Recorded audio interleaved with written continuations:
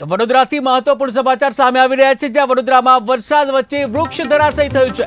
વડોદરામાં વરસાદ વચ્ચે વૃક્ષ ધરાશયી થયું કે જ્યાં વૃક્ષ નીચે કાર અને રિક્ષા દબાઈ ગયા, ત્યારે કાર અને રિક્ષાનો કચરતાણ નીકળી ગયો। ત્યારે ફાયરની ટીમ ઘટના સ્થળે પહોંચી આવી અને જ્યાં વૃક્ષ હટાવવાની કામગીરી હાથ ધરવામાં આવી છે કે જ્યાં સંસ્કારી નગરી વડોદરામાં વૃક્ષ ધરાશયી થવી એક આમ વાત બની ગઈ છે, એક સામાન્ય વાત બની ગઈ છે વૃક્ષ ધરાશયી થવું એ સંસ્કારી નગરીમાં। ત્યારે ફરી એકવાર સંસ્કારી નગરીમાં જે વરસાદ વરસતા એક વૃક્ષ ધરાશયી થવાની ઘટના સામે આવી છે કે જ્યાં વડોદરામાં વરસાદ વચ્ચે વૃક્ષ ધરાશયી થયું છે। ત્યારે વૃક્ષ ધરાશયી થશે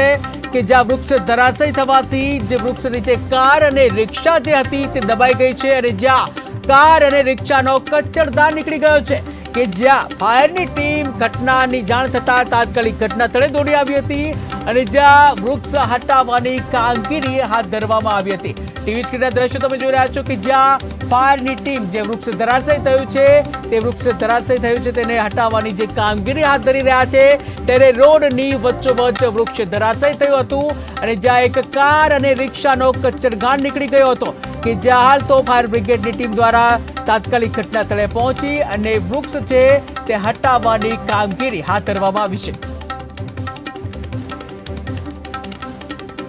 વડોદરા શહેરમાં આવેલ મુક્તાનંદ 3 રસ્તાથી જે સંગમ જવાનો જે મુખ્ય માર્ગ છે, આજે જે કહેવાય છે કે મહાકાય વૃક્ષ જે વરસાદના કારણે ધરાશાય થયું છે। હાલમાં જે એક કાર અને એક રિક્ષાને નુકસાન થયું છે, એટલે ખાસ કરીને વડોદરા શહેરની તંત્ર ઘોર નિંદ્રામાં છે। અવારનવાર વડોદરા શહેરની અંદર વૃક્ષો જે ધરાશાય થતા હોય ત્યારે જે ચોમાસા પહેલે પ્રી મોન્સૂન કામગીરીના ભાગરૂપે જે તમામ ઝાડો જે મહાકાય વૃક્ષો હોય છે તેને કટિંગ કરવાના હોય છે, પરંતુ જે કહેવાય છે કે હાલમાં તમામ રીતે વડોદરા શહેરનું કોર્પોરેશન નિષ્ફળ સાબિત થયું છે। હાલમાં જે વડોદરા શહેરના નગરજનોને જે હાલાકી પડી રહી છે, તો ખાસ કરીને આપના ન્યૂઝના માધ્યમથી અમારી અપીલ છે કે જેટલા પણ મહાકાય વૃક્ષો છે તેની છટણી કરવામાં આવે તેવી ખાસ કરીને સૂચના આપવી જોઈએ। સાથે સાથે જે પણ અધિકારીઓ કામચોર છે એ કામચોર અધિકારીઓને કેસી કેબિનમાંથી બહાર કાઢી અને જે તે સ્થળો પર મોકલવા જોઈએ, જેથી કરીને વડોદરા શહેરના નગરજનોને રાહત મળી શકે। કારણ કે રોજે રોજ